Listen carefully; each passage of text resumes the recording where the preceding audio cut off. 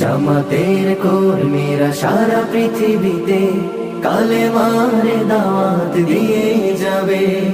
কোরআনের আলোকে সমাজ বিনির্মাণ, কোরআনের আলোকে সমাজ বিনির্মাণ, হাজার জুলুম বাধা উতরে যাবে। জামাতের কর্মীরা সারা পৃথিবীতে কালেমার দাওয়াত দিয়ে যাবে। জামাতের কর্মীরা সারা পৃথিবীতে কালেমার দাওয়াত দিয়ে যাবে।